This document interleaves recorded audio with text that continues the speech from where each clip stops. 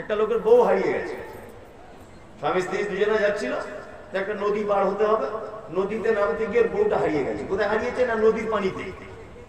আর নদীর পানি এই আপনার বারহাড়ুয়ার দিকে যাচ্ছে, পানিটা বারহাড়ুয়ার দিকে ছুটছে নদীর পানি। আর ওই লোকটা ঘুরছে কোন দিকে? কলকাতার দিকে। তা আর একটা লোককে জিজ্ঞেস করছে, ভাই কি ব্যাপার, তুমি নদীর পাড়ে পাড়ে ঘুরছে? বলছে, ভাই আর দুঃখের কথা বলো না, স্বামী স্ত্রী দুজনা মেয়ের বাড়ি যাচ্ছিলাম, আমার বউ নদীতে পড়ে পানির স্রোতে কোন দিকে চলে গেল। তা বলছে, ভাই পানির স্রোত তো বারহাড়ুয়ার দিকে, তুমি কলকাতার দিকে যাচ্ছ কেন? তখন লোকটা দুঃখ করে বলছে যে আজ 50 বছর বিয়ে করেছি, জীবনে সোজা রাস্তায় হাঁটেনি। ওই জন্য আমার সন্দেহ হচ্ছে যে মরার পরেও যে বারহাড়ুয়ার দিকে যাবে কিনা, আমি ভাবছি ও মনে হয় কলকাতার দিকে ছুটে যাবে। কি বলছি বুঝতে পারছেন?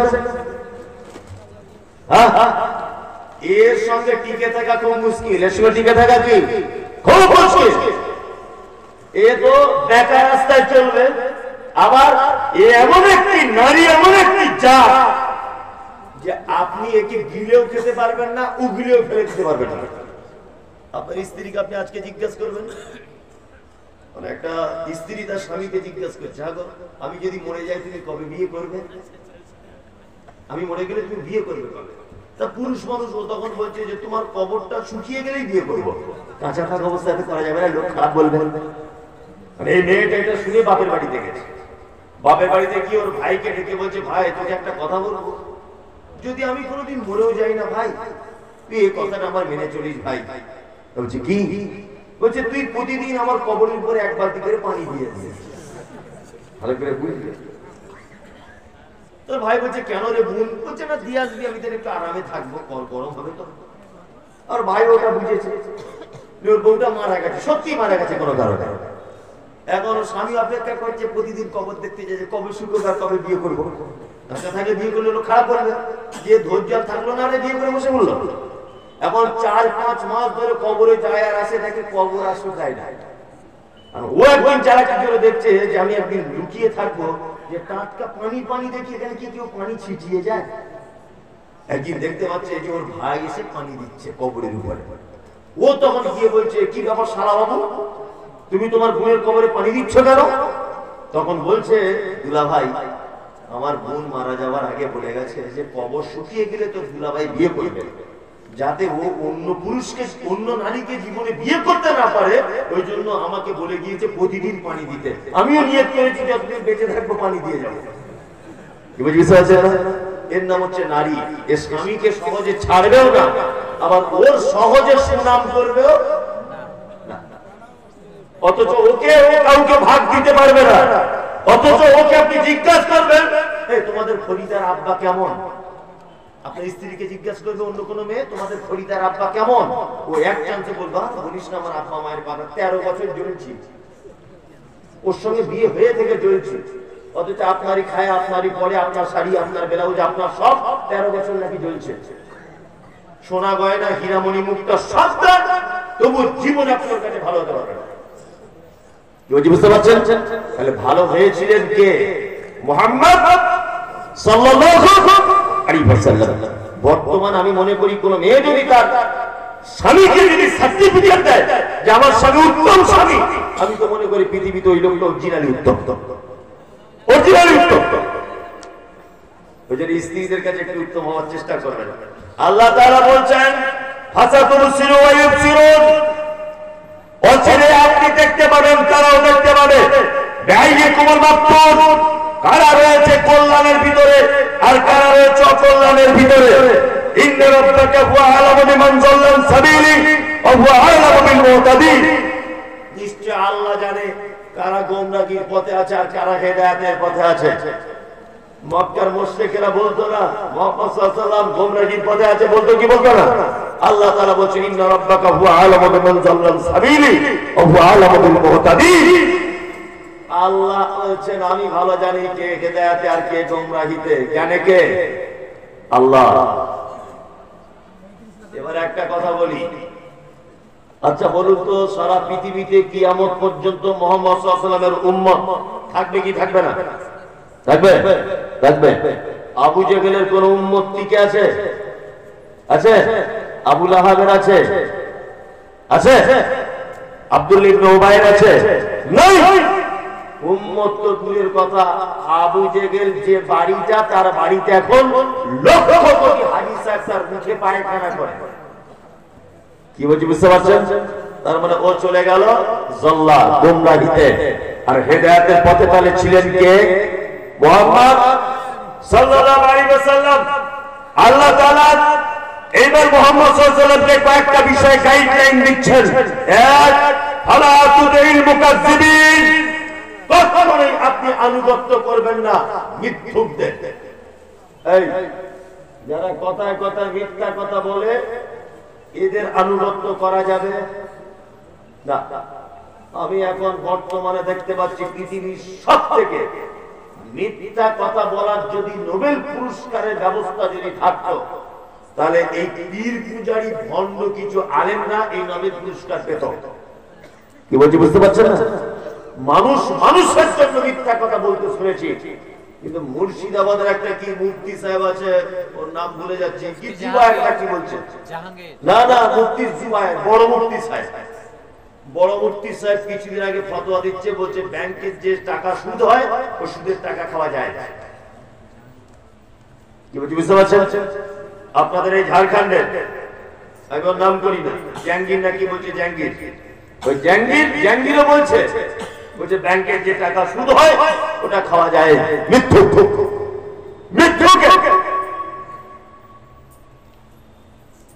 পৃথিবীতে যারা মিথ্যা কথার উপরে দাঁড়িয়ে আছে, আল্লাহ তাআলা বলছেন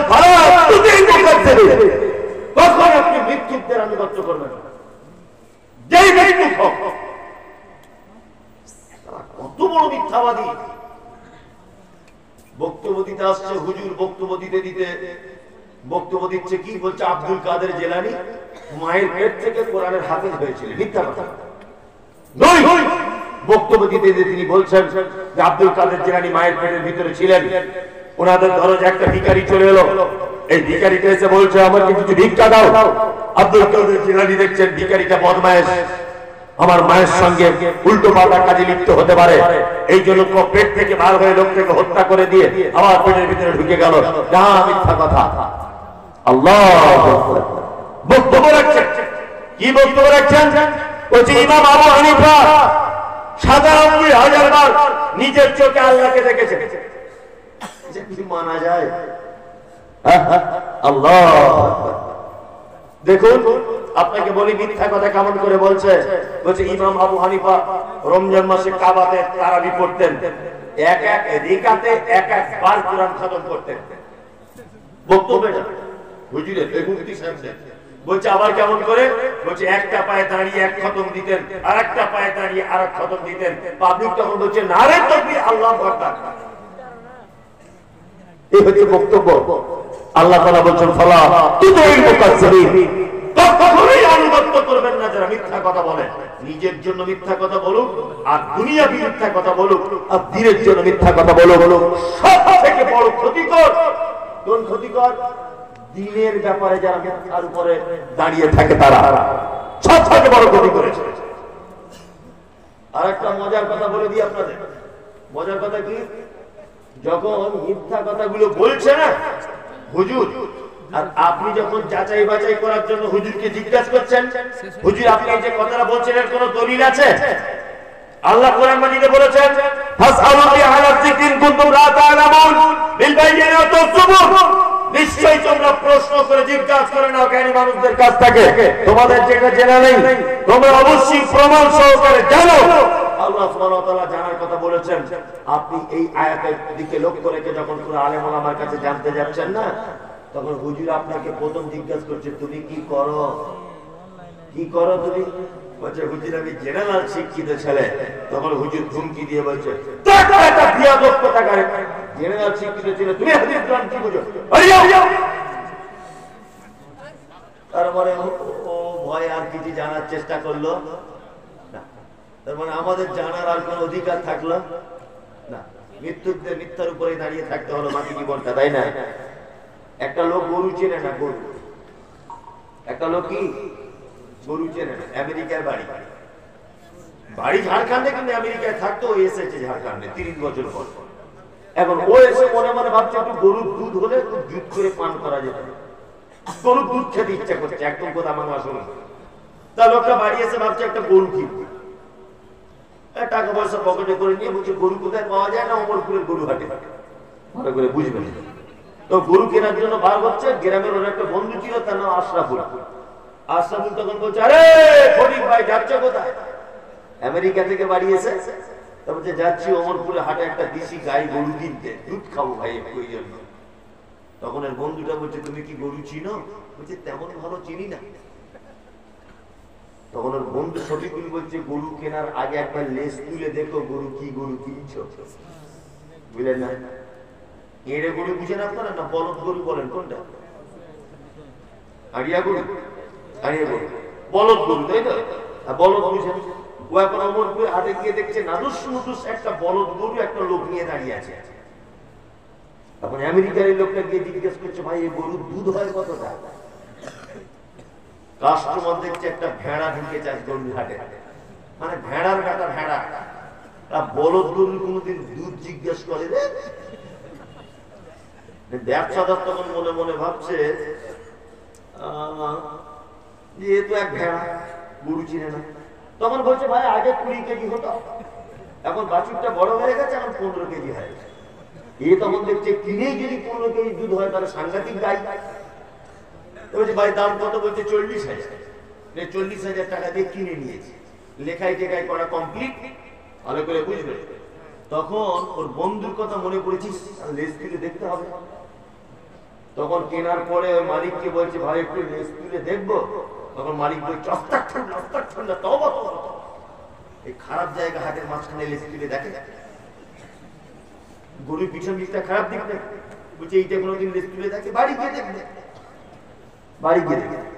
কেউ তখন শিক্ষিত লোক মনে মনে ভাবছে কথা তো ঠিক, শিক্ষিত লোক আর গরুর লেজ তুলে খারাপ জায়গা যদি দেখি লোক কি ভাববে, যে সারা অসভ্য লোক। ও গরু নিয়ে বাড়ি চলে এসছে। গোয়ালা বুঝেন তো, যে দুধ দহন করে, গোয়াল এসেছে সকালবেলা দুধ নিতে, তা গোয়ালের দরজা খুলে বলছে, আরে ফটিক ভাই এ তো বলদ গরু। তুই কি গরু কিনেছিস? বলছি বলদ মানে? বলছি বলদ মানে বুঝো না, ষাঁড় গরু তো, এ তো বাচ্চা দেওয়া গরু নয়, গাই গরু নয়, দুধ কোথা থেকে পাবে? ও তখন পিছনের দিকে তলার দিকে তাকিয়ে দেখছে, উনি বাবা অস্তাক ঠান্ডা তো মারাত্মক ভুল। তখন গোয়ালা বলছে ওকে, আরে ভাই তুমি কেনার আগে লেজ তুলে দেখো নি? বলছে আমি দেখতে গিয়েছিলাম রে, ব্যবসাদার দেখতে দেয়নি। আমাদের ইসলামিক ব্যাপারটা হয়েছে ঠিক এইরকম, একটা ছেলে সঠিক হাদিস কোরআন জানতে চেষ্টা করছে, কিন্তু হুজুর ওকে লেজ তুলে দেখার সুযোগ দিচ্ছে না। কি বলছি বুঝতে পারছেন না? আমি মমতাজুল ইসলামের কথা বলেছি, তাবিজ শিরক, তাবিজ কি শিরক। হুজুর বলছে না কোরআনের আয়াত দিয়ে যদি লেখা হয় তাহলে চলবে, এটা হুজুরের কথা। আচ্ছা আপেল খেলে শরীরে রক্ত হয় না? ডাক্তাররা বলে ফল ফল খেলে শরীরে কি হয়? রক্ত হয়, ধরে না? কেউ যদি আপেল বগলে বেঁধে ভরে কাজ হবে? হবে না। আল্লাহ বলেছেন নাযিলু মিনাল কোরআনি মা হুয়া শিফা, আমি কোরআন অবতীর্ণ করেছি মুমিনদের কল্যাণের জন্য, মুমিনদের আরোগ্যের জন্য। তার মানে এটা তেলাওয়াত করলে তুমি এর থেকে কল্যাণ কামনা করতে পারো, এটা হাতে বেঁধে নয়। কি বলছি বুঝতে পারছেন? পৃথিবীতে যত মিথ্যুক আছে সব থেকে হাই পাওয়ারের মিথ্যুক যারা ধর্মীয় ব্যাপারে মিথ্যা আরোপ করে। ওই জন্য তো আল্লাহ নবী সাল্লাল্লাহু আলাইহি ওয়াসাল্লাম তিনি বলেছেন, বাল্লিগু আন্নী ওয়ালাউ আয়া, আমার পক্ষ থেকে যদি একটা কথা তোমার জানা থাকে মানুষের কাছে পৌঁছে দাও। হাদিস ওয়ান বনি ইসরাঈল ওয়ালা আরাব, বনি ইসরাঈলের কিচ্ছা কাহিনী জানা থাকলে বলো, তাতে কোনো দোষ নেই। ওমান কাযাবা আলাইহি মুতাআম্মিদান ফালিয়াতাবাওয়া মাকাদাহু মিনান নার। তবে শোনো, যে কথা আমি বলি, কেউ যদি আমার নাম করে চালিয়ে দেয় তাহলে তার থাকার জায়গা কোথায়? জাহান্নাম। তার মানে মৃত্যুকদের থাকার জায়গা কোথায়? দুনিয়াবি মৃত্যু বলে তা আলাদা ব্যাপার, হাদিস কোরআনের মৃত্যু মানে নবীর নামে যারা মৃত্যু অপবাদ দেয়, এদের থাকার জায়গা কোথায়? কোথায়? জাহান্নাম। আল্লাহ মুহাম্মদ সাল্লাল্লাহু আলাইহি ওয়াসাল্লামকে বলছেন, ফালা তুতিল মুকাজ্জিবিন, কখনো আপনি মৃত্যুকদের আনুগত্য করতে যাবেন না। আমরাও যে সমস্ত বাজারে নেতা নেত্রীরা ঘুরছে মিথ্যা কথার ভিত্তিতে ভোট কালেকশন করে, মিথ্যা কথার ভিত্তিতে গ্রাম পরিচালনা করে, মিথ্যা কথার ভিত্তিতে মাদ্রাসা মসজিদ পরিচালনা করে, মিথ্যা কথার ভিত্তিতে মানুষকে পরিচালনা করে, এই সমস্ত মিথ্যুককে আনুগত্য করতে যাব না, সত্যবাদীদের সঙ্গে থাকবে। আল্লাহ তাআলা তারপরে বলছেন তারা চায় কি চায় যে আপনি একটু নরম হয়ে যান, তাহলে তারাও একটু নরম হয়ে যাবে। আচ্ছা বলুন, মুহাম্মদ সাল্লাল্লাহু আলাইহি সাল্লাম মিরাজের রাত্রিতে ফেরার পর পাহাড়ের উপরে উঠে কি বলেছিলেন ঘোষণা করে? বিভিন্ন গোত্রের নাম ধরে ধরে তিনি বলেছিলেন, হে অমুক গোত্র, হে অমুক গোত্র, আমি যদি তোমাদেরকে এখন একটা কথা বলি যে পাহাড়ের আর এক সাইডে শত্রু দল দাঁড়িয়ে আছে, তোমাদেরকে আঘাত করবে, তোমরা কি বিশ্বাস করো? আবু জেহেলের মতো লোক সেদিন বলেছিল, অবশ্যই আমরা বিশ্বাস করি, কারণ আপনি আল আমিন, আপনি সাদিক, আপনি কখনো মিথ্যা কথা বলতে পারেন না, আপনার কথা আমরা মানি। আল্লাহ নবী সাল্লাল্লাহু আলাইহি ওয়াসাল্লাম তখন বলছেন, তাহলে শোনো, আমি মিরাজের রাত্রিতে ঘুরে এলাম, আসমানের উপরে সব কিছু দেখে এলাম, জান্নাত জাহান্নাম দেখলাম, তোমরা যে 360টা দেবদেবী পূজা করছো এগুলো সব ভুল। আল্লাহ এক, তিনি সপ্তম আকাশের উপরে থাকেন, আর রহমান আলাল আরশি ইস্তাওয়া। এই কথা যখন আল্লাহ নবী সাল্লাল্লাহু আলাইহি ওয়াসাল্লাম তিনি বললেন, আবু জেহেলের মতো লোক তখন খবর নিয়ে গেছে কার কাছে? আবু বকরের কাছে। গিয়ে বলছে, আবু বকর, তোমাদের নবী এত বদমাইশ, এত বদমাইশ, এত খারাপ, ভাবতাম একটু ভালো হবে হয়তো, এখন আবার বলছে আমি আসমানের উপর থেকে ঘুরে এসেছি, এটা কি মানা যায়? আবু বকর তখন বলেছিলেন, এই কথা যদি আল্লাহর নবী বলে থাকে অবশ্যই তিনি সত্য কথা বলেছেন। অবশ্যই তিনি কি কথা বলেছেন? সত্য কথা বলেছেন। আপনার কাছে বিনীত অনুরোধ, এই কথা বলার পর আল্লাহ নবী সাল্লাল্লাহু আলাইহি ওয়াসাল্লামকে ত্যাগ করতে হয়েছে নিজের মাতৃভূমি, ত্যাগ করতে হয়েছে, মদিনায় পাড়ি দিতে হয়েছিল আবু বকরকে সাথে নিয়ে। তার মানে বোঝা যাচ্ছে দিনের উপরে যারা অটুট, দিনের উপরে যারা অটল, তাদেরকে তাদের জাতি কখনো মেনে নেবে না। আচ্ছা, বাংলাদেশের একজন আলেম আছেন, এই বাংলাদেশের একজন কি আলেম আছেন, নাম তার আব্দুর রাজ্জাক বিন ইউসুফ, নাম শুনেছেন? সবাই চেনেন না? সবাই চেনেন। বাংলাদেশে আর একটা ভণ্ড আছে, তার নাম হচ্ছে তাহির, একে চেনেন? আর বাংলাদেশের একজন আলেম আছেন আসাদুল্লাহ গালিব, নাম শুনেছেন? চেনেন? বাংলাদেশের একটা ভণ্ড আছে, তার নাম ইনায়াতুল্লাহ আব্বাসী, চেনেন? চেনেন? তার মানে আপনারা ভালোদেরকেও চেনেন, খারাপদেরকেও চেনেন। আর বাংলাদেশ মানেই তো বিনোদন, জিকির আর জিকির। নিজে চোখে দেখার কথা বলছি, জিকির চলছে স্টেজে বসে বসে, আর একজন লুঙ্গিটা তুলে এরকম হুজুরের মাথা লুঙ্গির ভিতরে দিয়ে দিয়েছে, হুজুরের মাথার উপরে চেপে গেছে, মনে মনে বলছে তুই যা পবিত্র জিনিস হুজুরের মাথায় দিয়ে দিয়েছিস, ওতে জান্নাত এমনি হয়ে গেছে। হারাম করতে লজ্জা সরম নাই, তারা জিকির করতে করতে বাঁশ গাছের উল্টো করছে। দেখেছেন? দেখেন আপনারা? কি আশ্চর্য ব্যাপার, জিকির করছে বাংলাদেশের উপরে, বাঁশ গাছের উল্টে যাচ্ছে। যত বিনোদন সব ওখানে দেখে। কি বলছি বুঝতে পারছেন? যে কথা বলছিলাম সেটা হচ্ছে এই যে রাজ্জাক বিন ইউসুফের কিছুদিন আগে গাড়িতে ভাঙচুর চালানো হয়েছিল, দেখেছেন আপনারা? 500 কোটি টাকার মামলা দেওয়া হয়েছিল ওনার নামে, শুনেছিলেন? শুনেছেন? বাংলাদেশের প্রখ্যাত আলেম ডাক্তার আসাদুল্লাহ গালিব হাফেজাহুল্লাহ দীর্ঘদিন যাবত জেলখানাতে ছিলেন, মুজাফফর বিন মুহসিন জেলখানাতে ছিলেন, আব্দুর রাজ্জাক বিন ইউসুফ বিভিন্ন জায়গায় জলসা করতে যেতে পারেন না, পুলিশি বাধা, জনগণের বাধা। তাহিরকে দেখেছেন জীবনে জেলে ঢুকতে?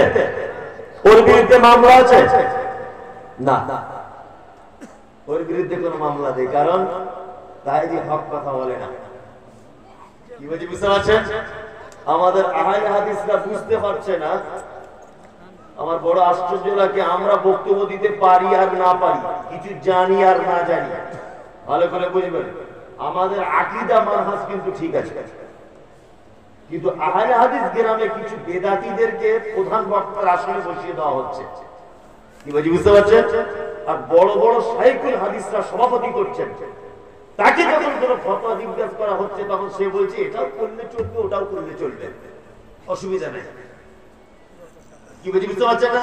তার মানে কি, না মরবে সাপ, না ভাঙবে লাঠি।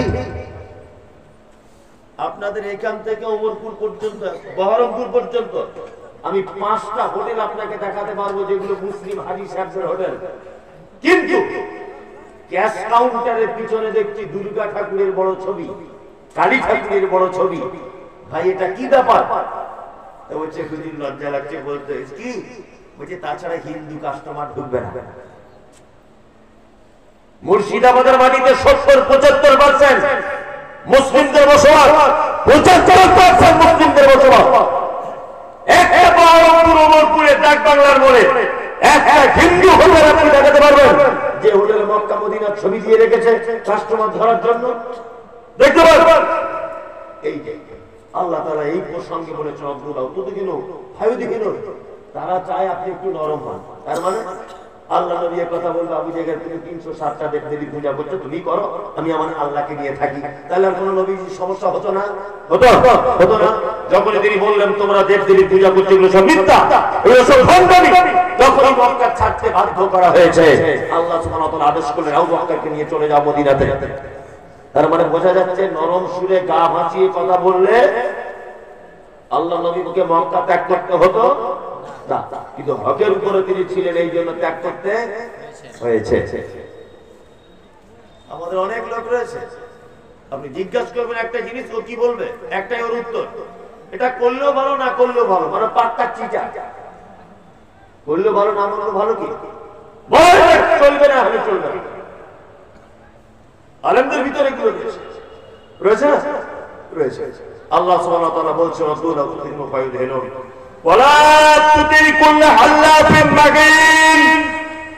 আল্লাহ বলছেন যারা কথায় কথায় কসম করে, কথায় কথায় কি করে? কসম করে। কিছু মৃত্যুক আছে না? হ্যাঁ, মৃত্যুক আছে না? আচ্ছা, আল্লাহর কসমটা বিশ্বাস যোগ্যতা বা বিশ্বাসের নির্ভরতা বাড়ানোর জন্য অনেক মানুষ ব্যবহার করে। করে কি করে না? বাজারে মাল বিক্রি করছে আল্লাহর কসম বলে, অথচ ডুপ্লিকেট মাল। আচ্ছা, আল্লাহর কসম দিয়ে মাল বিক্রি করছে, মাল কি? ডুপ্লিকেট। আল্লাহ সুবহানাহু ওয়া তাআলা বলছেন আপনি তাদের আনুগত্য করবেন না। কারা? যারা কথায় কথায় কি করে? কসম করে। হাম্মাদিন মাশাইন বিনামিন মানওয়াইল লিল খায়রি মুতাদিন আসির, যারা ভালো কাজে বাধা প্রদান করে। আপনাদের গ্রামে, গ্রামগঞ্জে অনেক সময় দেখতে পান ভালো কাজে বাধা হয়, হয় না?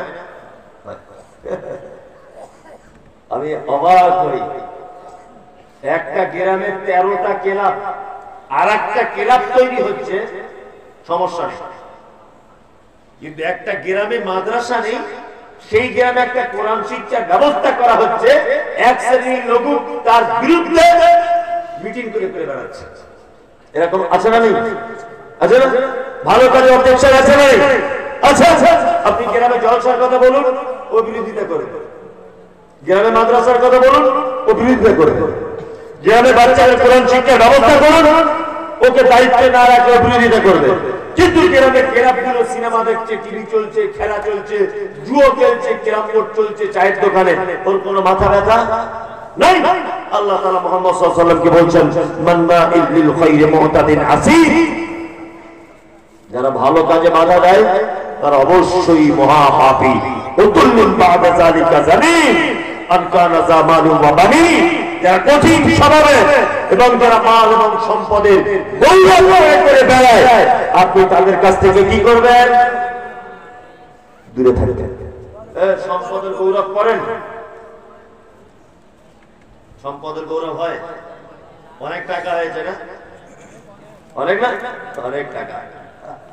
এত টাকা হয়েছে ভিখারি ভিক পায় না, চামারের বেটা চামার আছে না, বিশাল টাকার মালিক হয়েছে। শুনুন একটা কথা বলি, কাউকে আল্লাহ সম্পদ না দিয়ে পরীক্ষা করে। আর যার সম্পদ বেশি হয়ে গেছে ভাববেন না যে ও খুব আরামের জন্য, না, ওকে আল্লাহ বড় পরীক্ষায় ফেলেছে। কি বলছি বুঝতে পারছেন? টাকা না থাকার পরীক্ষা খুব সহজ, সহজ না কঠিন? আল্লাহ যদি কিয়ামত একদিন জিজ্ঞাসা করে, ফটিক ফটিক তুই রিক্সা চালাতি সারা জীবনে কি করেছিস বল? ও বলবে আল্লাহ সারাদিন রিক্সা চালিয়ে 150 টাকা হয়েছিল, দেবতারা মাদ্রাসায় কালেকশন হচ্ছিল, জলসা 50 টাকা দিয়েছি, 50 টাকা জিলেপি কিনেছি, আর 50 টাকা আমার বউকে দিয়ে দিয়েছি সংসার খরচা, এই হিসাব শেষ। যা যা তুই ডান দিকে দাঁড়া, ডান দিকে দাঁড়া, সবই করবি এখানে কিয়ামতের মাঠে। তোকে যে কোটি কোটি টাকা দিয়েছিলাম কি অবস্থা হিসাব বার কর। আল্লাহ বুঝিস ওখানে ক্রিকেট খেলা হয়, ওখানে 50,000 দিয়েছিলাম, আর ন্যাংটো নিয়ে এসে ড্যান্স করেছিল কলকাতা থেকে। আচ্ছা আচ্ছা, অমুক জায়গায় ক্লাব হবে, ওখানেও 50,000 দিতে হয়েছিল, কারণ আমাকে এলাকার লোক ধনী বলে জানতো, দিতে হয়েছিল ওখানে। আচ্ছা, আর কি করেছো? অমুক জায়গায় সেই মেলা হবে বলছিল, ওখানেও দিয়েছি 30,000। আচ্ছা, এবার হিসেব বার করো, সব বার করো, চুলচেরা হিসাব। তার মানে সম্পদ দেওয়াটাও বড় পরীক্ষা। কি বলছি বুঝতে পারছেন? ও বড় পরীক্ষা। ব্যবসা করেন তো, ব্যবসা করেন অনেক মানুষ করেন, দেখবেন প্রতিদিন 500 টাকা লাভ হয়। হঠাৎ করে একদিন 1,500 টাকা লাভ হয়েছে। যে লোকটা হঠাৎ করে 1,500 টাকা লাভ হয়েছে, ও আনন্দ পাবে কি পাবে না? পাবে। খুব বগল বাজাচ্ছে, 1,500 টাকা লাভ করে দিয়েছি। লাভ করেছে, বাড়ি এসেছে কখন? দুপুর 2টোয়, প্রখর রোদ্দুর। গিয়েছিল ব্যবসা কখন? রাত্রি 3টে ব্যবসা বার হয়েছে, 2টোয় বাড়ি এসেছে। ভালো করে বুঝবেন, ও পাকা ছেড়ে দিয়ে খেতে বসেছে, ভাত খাচ্ছে। আর ঠিক এই সময় একটা অন্ধ লোক, 2টো চোখ নাই, বাড়িতে কেউ আছো বাপ, বাড়িতে কেউ আছো? তখন ও ভাত খেতে খেতে বলছে, তোমাদের সত্যি কোনো টাইম জ্ঞান নাই, দুপুর বেলা ভাত খেয়েও সুখ নাই, আরাম করে একটু খেতে দেবে না, সব ভিক্ষা দাও, ভিক্ষা দাও। আল্লাহ বলছে, শোন বোকা, প্রতিদিন তোকে 500 টাকা করে লাভ দিতাম, আজকে 1,500 টাকা দিয়েছি কেন? ও অন্ধ, ওর 2টি চোখ নেই। ওরও বউ ছেলের জন্য 500 টাকা তোর কাছে জমা করে দিয়েছি। তুই ভাত খেতে বসবি আর ও চলে আসবে তোর দরজায়। আমি এটা দেখবো যে ও অন্ধ, ওর রুজিটা এক্সট্রা তোর কাছে দিয়ে দিয়েছি, তুই ওকে ফেরত দিচ্ছিস কিনা। যদি না দিস, তারপরের দিন ব্যবসায় যাবি, তোর পুঁজি পর্যন্ত গায়েব করে দিব। আমি হলাম আল্লাহ। পারে কি পারে না? পারে, পারে। মালের অহংকার করবেন না, করবেন না। আল্লাহ মুহাম্মদ সাল্লাল্লাহু আলাইহি ওয়াসাল্লামকে বলেছেন কি, যারা মালের আত্মগৌরবে ভেঙে পড়ে তাদের সঙ্গে আপনি কোন রকমের মিশতে যাবেন না। ওই জন্য আমি আপনাদেরকে বলছি, জীবনে যদি বন্ধু যদি করতে হয়, ধনী লোকের সঙ্গে করবেন না। এটা আমার পক্ষ থেকে আপনার উপদেশ। জীবনে কোনোদিন ধনী লোকের সঙ্গে বন্ধুত্ব করবেন না। ধনী লোকের সঙ্গে বন্ধুত্ব করলে দুনিয়াতেও হারাবেন, আখিরাতেও হারাবেন। যদি বলছেন কেন, 2টো দিক বলি। ধনী লোকের সঙ্গে বন্ধুত্ব করলে আপনার চোখের নজরটা কম দামি জিনিসের দিকে আর যাবে না। কি বুঝতে পারছেন? আর যখনই আপনার চোখটা উঁচু দিকে চলবে, তখনই আপনাকে হারাম ইনকাম করতে আপনার মন বাধ্য করবে। বাধ্য করবে না? বাধ্য করবে। ওই জন্য গরিব মানুষের সঙ্গে বন্ধুত্ব করবেন, দুনিয়াতেও আরামে থাকবেন, ডাল ভাত খেয়ে, আখিরাতে আল্লাহর দরবারেও আরামে থাকবেন, হিসাব কম। কি বুঝতে পারছেন? একদম। তবে সব ধনী নয়, কিছু ব্যতিক্রমী ধনী আছে যারা ভালো, কোনো সমস্যা নেই। কিছুদিন আগে একটা লোক মারা গেল, টাটা কোম্পানির মালিক, তার নাম রতন টাটা। নাম শুনেছেন? বেঁচে আছে? মারা গেছে। বাদশাহ শাহজাহান বেঁচে আছে, নিজের স্ত্রীর জন্য তাজমহল তৈরি করেছিলেন, বেঁচে নেই। জাহাঙ্গীর, শেরশাহ, হুমায়ুন, কেউ বেঁচে আছে? নেই। পৃথিবীতে অর্থের গৌরবে কেউ বেঁচে থাকতে পারবে? পারবে না। টাকা ইনকাম করছেন, ভাবছেন খুব মজা আছেন নাকি? দুনিয়া কেমন জায়গা আপনাকে একটা ছোট্ট করে জিনিস দেখিয়ে দিই। চাচা আপনি এখানে আসুন তো, নীল চাদর পরে থেকে আসুন। আমি কি ধরবো না, কেন আসুন, ধরবো না কি, এখানে আসুন। আরে ভয় নেই, আমি কি মারবো আপনাকে, আসুন। কি আসতে চাইছে আপনি, এখানে আসুন, আপনার কোনো টেনশন নেই। দুনিয়া কেমন জায়গা আপনাকে ছোট্ট করে একটা জিনিস বোঝাচ্ছে। কি নাম আপনার? ফিরোজ, তফিজুল, ভালো নাম। আপনার আব্বা বেঁচে আছে? কতদিন আগে মারা গেছে? 20 বছর। সত্যি কথা, আপনি তো মিথ্যা কথা বলেন না, সত্যি ব্যাপার আমার সঙ্গে বলুন যে এই 20 বছরে আপনার আব্বার কবর দেখতে যান, কবরের কাছে গিয়ে দোয়া করেন, সত্যিটা বলুন, করেন না তো? যান, এর নাম পৃথিবী। এর নাম কি? পৃথিবী। এই লোকটার আব্বা যতদিন বেঁচে ছিল ইনকাম করেছে ওর ভবিষ্যতের জন্য, তার আব্বা 20 বছর কবরস্থানে শুয়ে আছে। ও 20 বছরে একদিনও যায়নি কবরের ধারে যে আল্লাহ আমার আব্বাকে তুমি একটু ক্ষমা করে দাও, একদিনও টাইম পাইনি। ভালো করে বুঝবেন। আপনি এখন কি ভাবছেন? কি ভাবছেন আপনি? 5 তলা বাড়ি করেছেন, কোটি কোটি টাকার মালিক হয়েছেন, তাই না? আপনি আজকে রাতে মরে যান, আপনার বড় বেটা ইমাম সাহেবকে বলবে, আরে লাশ বেশিক্ষণ বাড়িতে রাখতে নেই, তাড়াতাড়ি দাফন করার ব্যবস্থা করুন।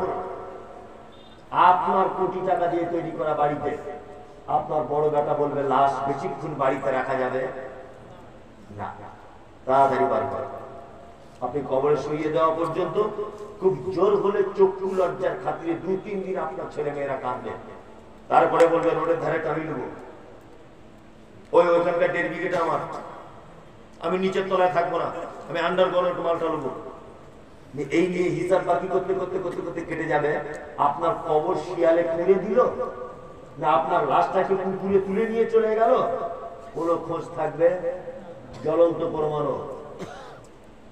কি বলছি বুঝতে পারছেন না? ওই জন্য বলছি অর্থের অহংকার করিয়েন না, আপনার অর্থ যেটা আছে। আর একটা মজার কথা আপনাদেরকে বলে দিই, সেটা হচ্ছে এই যে আপনার অর্থ থাকা অবস্থায় আপনি আল্লাহর রাস্তায় কিছু খরচা করে যাবেন। আপনি মারা যাবার পর, আচ্ছা আজকে এখানে যারা জলসা শুনতে বসে আছেন, বাপ মায়ের নামে দান করেছেন, কারা কারা হাত তুলুন তো। আজকে এই জলসা বাপ মায়ের নামে কারা কারা দিয়েছেন, হাত তুলুন। 1 2 তুলুন। 1 2 3 4 5 6 7 8 9 10 12 14 16 18 জন, 19 জন। ভালো করে বুঝুন। তাহলে এখানে 19 জনের বাপ মারা গেছে, তাই? তার কারণে বাপ মারা যায়নি তো? 19 জনের বাপ মারা গেছে, আর কারণে যায়নি তো? গেছে গেছে। তার মানে আপনি যেমন আজকে রাতে আপনার আব্বার কথা ভুলে গিয়েছেন, ঠিক তেমন আপনি মরে যখন কবরে শুয়ে থাকবেন, আপনার কবরে আযাবে আপনি গ্রেফতার হয়ে যাবেন। আপনার আফসোস হবে যে আজকে দেওতলা মাদ্রাসায় জলসা, আমার বেটা কেন একটু আমার কথা স্মরণ করে 2-1000 টাকা দেয় না, আমি কবরে বড় বিপদে, আমার বেটা কেন 50 টাকা আমার নামে দিচ্ছে না, আমি বড় বিপদে। সেদিন আপনার বেটা আপনার জন্য খরচা করবে কি না? আমি কোরআনের আয়াত একটা একটা করে বলে আপনাদেরকে যুক্তি তর্ক দিয়ে বোঝাচ্ছিলাম। এবার আপনাদেরকে এই হৃদয়ে স্পর্শী কয়েকটি কথা বলে রাখছি। আচ্ছা, উত্তম দান, তার নাম সাদকায়ে বড় কথা বলুন জারিয়া, তাই তো? এখন আপনি ওই ডাক বাংলা হোটেলে খাচ্ছিলেন, একটা বউ একটা বাচ্চাকে নিয়ে হোটেলের বাইরে দাঁড়িয়ে আছে, তা আপনার কাছে কিছু চাইছে, আপনার মনে দয়া করো ওই বউটাকে আর বাচ্চাটাকে হোটেলে 2 মুঠো খাইয়ে দিলেন। বলুন এটা সাধারণ দান না সাদকায়ে জারিয়া? কি সাধারণ, তাই না? জি জি। তাহলে জারিয়া কাকে বলে? কাকে? এই যে মসজিদের ছাদ ঢালাই হচ্ছিল, 1 কুইন্টাল রড দিলেন, এটা কি? যারা স্টেজে আছেন স্টেজের বাইরে এটা শুনবেন। তাহলে মসজিদে 1 কুইন্টাল রড দেওয়া, এটা কি? সাদকায়ে জারিয়া। আর মাদ্রাসায় দেওয়া, কথা বলুন, সাদকায়ে জারিয়া। এবার আপনাদেরকে বলছি, একটা ছেলের পাতলা পায়খানা হচ্ছে, আর ও মাঠে পায়খানা করতে গিয়ে ওর পাছাতে বিষাক্ত সাপ কামড়ে দিয়েছে। যে ওর মা ধরে ধরে ওকে ডাক্তারের কাছে আনছে, ডাক্তারকে এসে বলছে আজকে সারাদিনে প্রায় 20 বার পাতলা পায়খানা হয়েছে, আর এই মাত্র সাপে কামড়ে নিয়েছে। বলুন তো জ্ঞানী ডাক্তার বলে কোন ঔষধটা আগে দেবে? বলুন। আমার ভাষা বুঝতে পারছেন না? কোনটা? সাপে কাটা। আরে পাতলা পায়খানা তবু আরো 4-5 বার হলেও বেঁচে থাকবে, কিন্তু সাপের বিষটা না নামলেও মরে যাবে না। তার মানে বুঝতে হবে যে আমাদের কোনটা আগে চিকিৎসা করা দরকার। কি বুঝি বুঝতে পারছেন? মাদ্রাসাতেও দান করা সাদকায়ে জারিয়া, মসজিদে দান করাও সাদকায়ে জারিয়া। এর আমাদেরকে বুঝতে হবে কোন সাদকায়ে জারিয়াটা আমাদের এখন জরুরি। এক, মসজিদে দান করেছিলেন 1 কুইন্টাল রড। আচ্ছা বলুন 100 বছর পরে হলে এই মসজিদ ভাঙা হবে কি হবে না? হবে হবে। ভেঙে আবার নতুন করে করা হবে ওই জায়গাতে, হবে না? হবে। এবার বলুন আপনার যে 1 কুইন্টাল রডটা যে মসজিদে দিয়েছিলেন আপনি, এই রডটা 100 বছর পরে আর থাকবে না, ভাঙড়িওয়ালার কাছে বিক্রি হয়ে যাবে। তার মানে আপনার আর জারিয়াটা টিকে থাকলো না। এবার আসুন, আপনি তো খুব চালাক, সব ব্যাপারে ভালো বোঝেন। কি বলা বুঝলেন না? মাদ্রাসায় দেওতলাতে আপনি 1000 টাকা দিয়েছেন, ওই 1000 টাকাতে একটা বিল্ডিং করা হয়েছে, একটা রুম। ওই রুমের ভিতরে 20 জন কোরআনের হাফেজ হচ্ছে, ছাত্ররা থাকে। ওরা যতদিন পর্যন্ত হিফজ করবে, এই যে আপনার 1000 টাকা ইট রয়েছে ওই ঘরটায়, আপনি নাকি পাবেন কি পাবেন না? পাবেন। ওই 10 জন ছেলে হাফেজ হয়ে যাওয়ার পরে একজন আবার আমতলা মাদ্রাসায় চাকরি করছে, ও আরো 20 জনকে হাফেজ করছে শিক্ষক হিসেবে, সে আরো 20 জনকে করছে, সে আরো 20 জনকে করছে।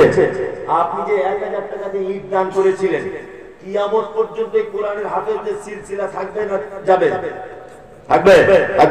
ওই জন্য আমি মনে করি এই মুহূর্তে সবথেকে বেশি নেকি মাদ্রাসায় দান করা, মসজিদে না। কে বলেছে তোমাকে এসি লাগাতে হবে মসজিদে? মার্বেল পাথর কিনে দিতে হবে? কে বলল? টিনের মসজিদে যে নাকি মাটির মসজিদে একই নাকি, এসি মসজিদে একই নাকি। কি বলছি বুঝতে পারছেন? নামাজ পড়তে টাইম লাগে কত করে? 15 মিনিট। 15 মিনিটের জন্য আপনি 3 লাখ টাকা এসি লাগিয়েছেন মসজিদে। আর মাদ্রাসা সাইকুল হাদিসা মানুষের দরজায় গিয়ে চেক কেটে রমজান মাসে আমি তো নিজে চোখে দেখা কলকাতার অজস্র মসজিদে বড় বড় সাইকুল হাদিসরা মশার কামড় খাচ্ছে আর মাদ্রাসার দাম তুলছে, আর আপনি মসজিদে টাইলস বসাচ্ছেন। এ যুক্তি কে দিল? যে জাতি কোরআন শিক্ষার জায়গায় দান না করে মসজিদে 5 লাখ টাকার এসি কিনে দেয়, এ জাতির কোন সিদ্ধান্ত সঠিক হতে পারে না। কোরআন শিক্ষার ব্যবস্থা যেখানে দান এখানে করতে হবে। বলছে ঈদগাহের কালেকশন, ঈদগাহে কত বলছে? আমার নামে 1 লাখ। কে বলেছে তোমরা ঈদগাহ টাকা দিতে? কে বলেছে? ওই টাকা মাদ্রাসায় দেয়, 5টা ভালো ছেলে তৈরি হবে, শিক্ষকদের কষ্ট কমুক। আপনার টাকায় একটা ছেলে যদি কোরআনের হাফেজ হয়, কিয়ামত পর্যন্ত আপনি কবরে শুয়ে শুয়ে কিভাবে? তার মানে আমরা সাদকায়ে জারিয়া কোনটা কখন বেশি প্রয়োজন এটা আমাদের দেখা লাগবে কি লাগবে না? লাগবে। আপনাদের কাছে বিনীত অনুরোধ, দেওতলা মাদ্রাসা আজকে মনে হয় 59তম জলসা, তাই নাকি? 59তম জলসা। মুহাম্মদ সাল্লাল্লাহু আলাইহি ওয়াসাল্লাম তিনি বলেছেন, ইত্তাকুল্লাহ ওয়ালা বিশুক্কি তামারিন। তোমরা জাহান্নাম থেকে বাঁচো, যে কোনো মূল্যে বাঁচো। বাঁচার কোনো উপায় নেই। তুমি যে খাজুর খাচ্ছিলে বা তোমার হাতে যে খাজুরটি আছে, এই খাজুরটিও আল্লাহর রাস্তায় সাদকা করে তুমি বাঁচো। কি বলছি বুঝতে পারছেন? এখানে যারা বসে আছেন, আমি আদায়কারী বক্তা নয়, আমার দেখতে ইচ্ছা করছে 10 জন মানুষ আপনারা বলুন, রাত এখন 3টে বাজতে যাচ্ছে, যে আমি আমার আব্বা মা মারা যাক আর বেঁচে থাক, আমার আব্বা মায়ের জন্য আমার পক্ষ থেকে আমি 5000 টাকা দিলাম। একটা লোক বলুন তো, একটা লোক বলুন। আমি জানি আপনি দিয়েছেন, আপনি আরেকবার বলুন। এত রাত্রে আমার শেষ পর্যায়ে আমার আব্বা মায়ের জন্য আমি নিয়ত করলাম 5000 টাকা দেবো। আমি তো আছে না এখানে? একটা লোক যদি আপনি বলেন, আমি জানি আপনারা সবাই দান করেছেন, কিন্তু এর ভিতরে বাদ আছে অনেক লোক আছে না? একটা লোক তো বলতে পারবেন? যদি বলছেন 5,000 টাকাটা খুব ভারী, আপনি 1,000 টাকা বলুন। আছেন আছেন কে এখানে? একজন। একজনই আর কি বুঝেছে ব্যাপারটা, দুজন, তিনজন, চারজন, আমি 50,000